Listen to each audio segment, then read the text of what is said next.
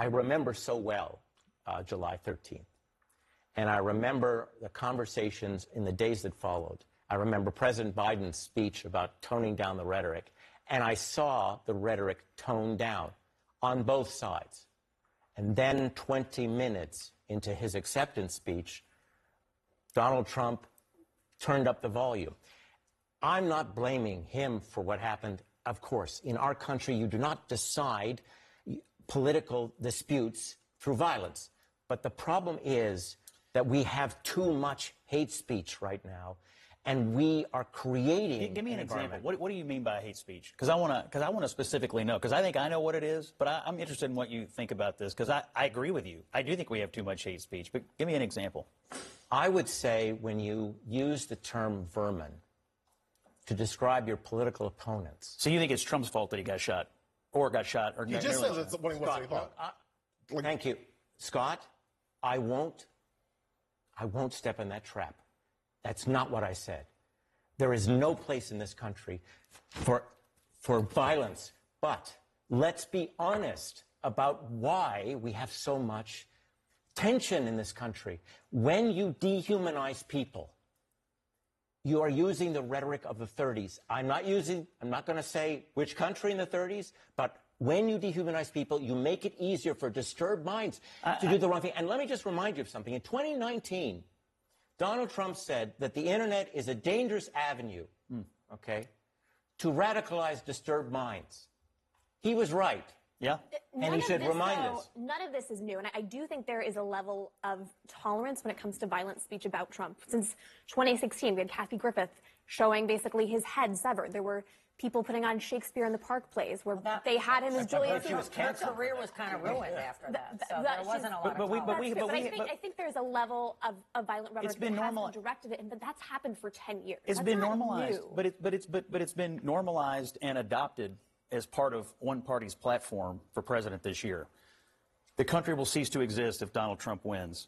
There will be no more democracy. Joe Biden that may have been the Biden campaign. Listen, hey, look, wait. No. Why don't I get to finish? Everybody gets to finish. No, go ahead. Scott, let's let Scott finish, and then I have something to say. You know, the Constitution won't exist. There'll be a bloodbath. He's going to be a dictator.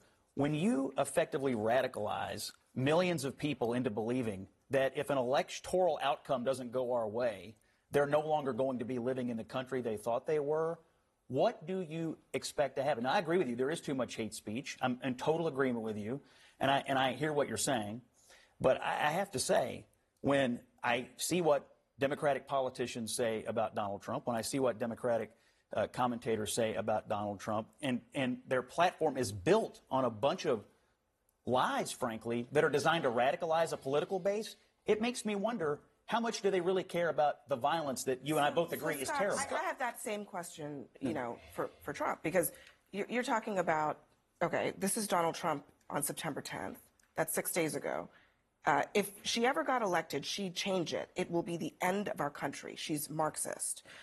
He shared a social media video of Joe Biden tied up in the back of a pickup truck. He's called his political opponents vermin. Trump is not the best messenger for this, but it isn't. Well, you're a pretty good messenger when you get shot and then nearly get shot again. I think that makes you a fairly credible messenger.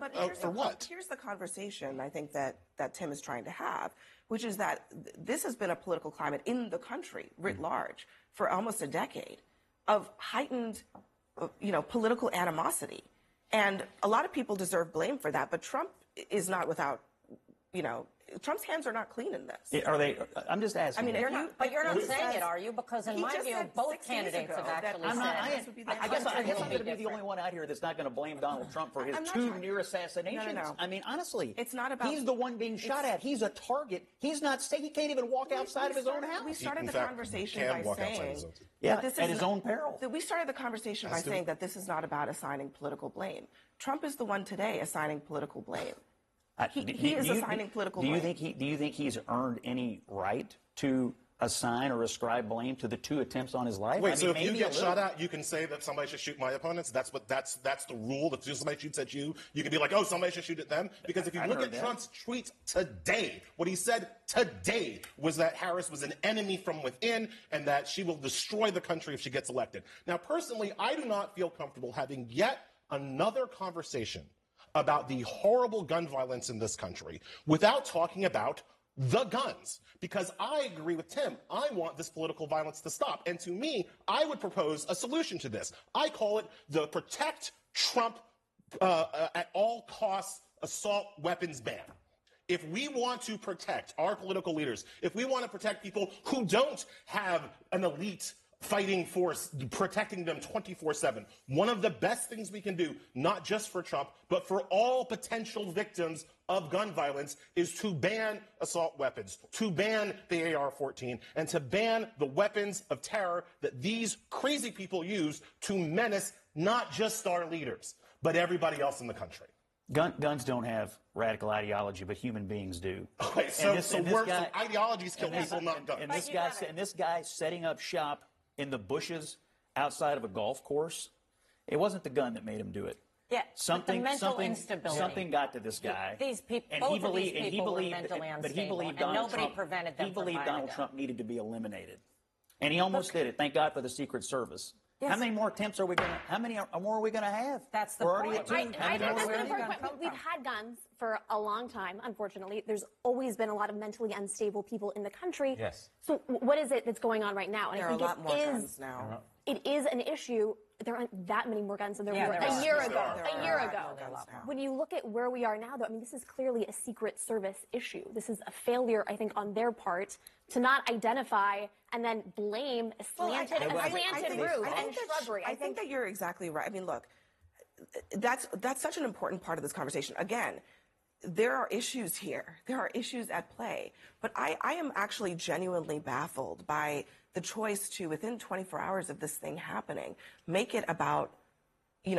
blaming Kamala Harris and Joe Biden, who immediately condemned it and saying that they put this crazy guy up to this. I think he's allowed to get freaked out. He has gotten shot at. So, I'm kind of okay with that. Of course, he's allowed to be freaked out, but to blame, but to say without any evidence that this was he because should have shut up, right? He should have shut up because that doesn't help. And I think if you're being politically honest, the way I want to be politically honest right now, this has come from both sides of them. When we talk about the enemy of the state, this country will never be the same.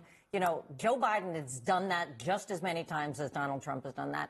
And they both have said that. The one thing about Kamala Harris is I would say that she's actually tried to bring a little more levity to the country and to these conversations, which I think is useful.